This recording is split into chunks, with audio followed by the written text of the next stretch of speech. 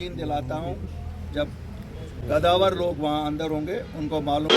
अपनी पार्टी ने फैसला किया है कि हम इनको बैक करेंगे, हम पूरा सपोर्ट इनको देंगे। ये फैसला उड़ी के लोगों के मफाद को मद्देनज़र रख के किया गया है। इसमें कोई ज़ाती मफाद नहीं है, न ताज साहब का कोई ज़ाती मफाद है, न मेरा कोई ज़ाती मफाद है।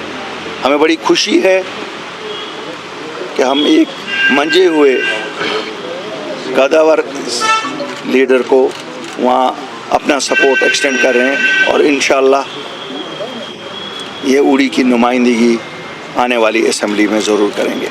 अल्ताफ़ साहब का अपनी पार्टी जनाब मेरे देरीना दोस्त जनाब गुलाम हसन मीर साहब का शुक्रिया अदा करता हूँ कि इन्होंने मुझे सपोर्ट किया। बात ये नहीं है कि इलेक्शन में क्या होता है क्या नहीं होता, बात ये है कि कंसोलिडेशन 1-to-1 फाइट हो जिसमें हम दिखा सकें कि हम ताकतवर हैं। आपको भी बाप होगा, फिर बेटा लड़ेगा, फिर उसका पोता लड़ेगा, वो चीज़ों के खिलाफ।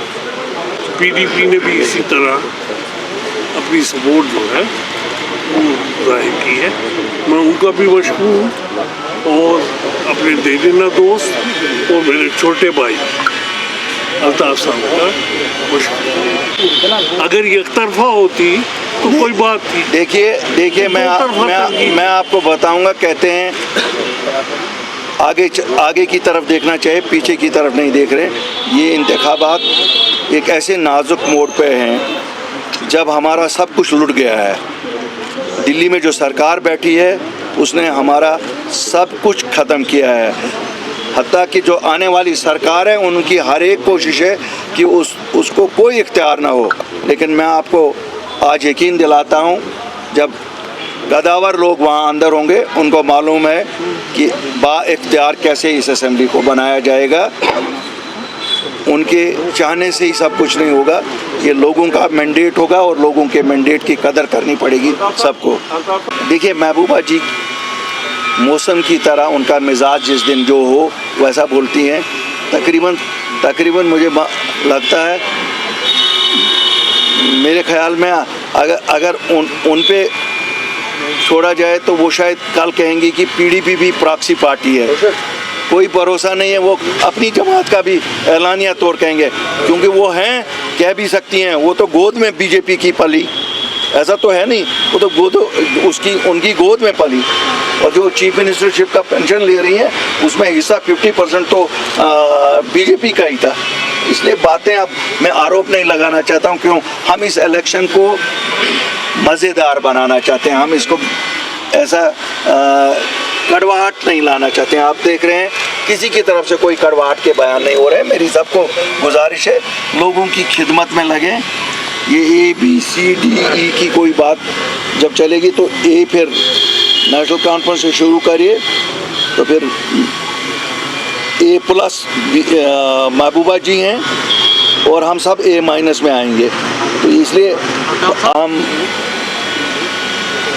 जहाँ पे हमें लगेगा इंडिपेंडेंट कैंडिडेट्स अच्छे हैं और कंसोलिडेशन से चांस बनेगा कि सीटें जीती जा सकेंगी, हम करेंगे, कर रहे हैं, करते रहेंगे।